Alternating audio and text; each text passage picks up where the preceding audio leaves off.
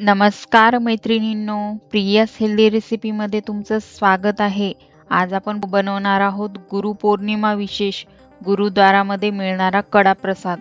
हा प्रसाद अतिशय साधा व खूप चविष्ट असतो आणि पवित्र भावना ठेवून बनवला जातो। हा प्रसाद अगदी सोप्या पद्धत बनवतात, साध्या आपल्या गव्हाच्या पिठाचा राहतो। चला तर मग आपण रेसिपीला सुरुवात करूया। त्यासाठी आपल्याला लागणार आहे साजूक तूप घ्यायचं आहे। 1 वाटी घेतलं मी पॅन मध्ये, साजूक तूप टाकलं। जेवढं जास्त तूप असेल तेवढं जास्त छान लागतो हा प्रसाद। त्याच्यामध्ये 1 वाटी गव्हाचं पीठ टाकलं, थोडंसं जाडसर गव्हाचं पीठ घ्यायचं आणि ते चांगलं भाजून घ्यायचं।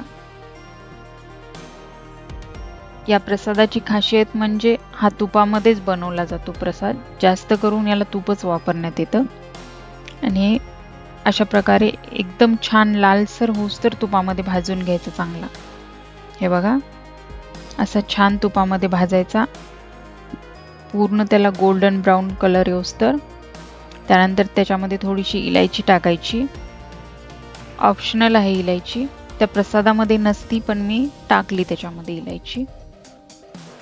आणि अर्धी वाटी साखर टाकायची आणि ते चांगलं हलवून घ्यायची साखर। हे बघा, चांगल्या प्रकारे हलवून घ्यायची साखर ही बघा अशा प्रकारे।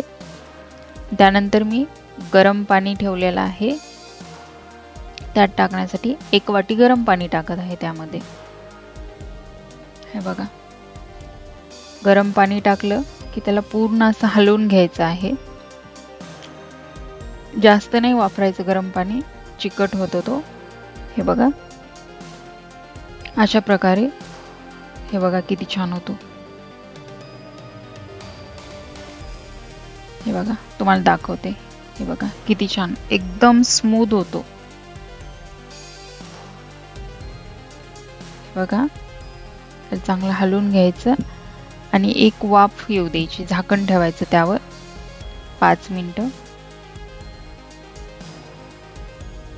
बघा तयार आहे आपला गुरुपौर्णिमा विशेष कडा प्रसाद। रेसिपी आवडली असेल तर लाईक, शेअर आणि सबस्क्राइब करा। धन्यवाद।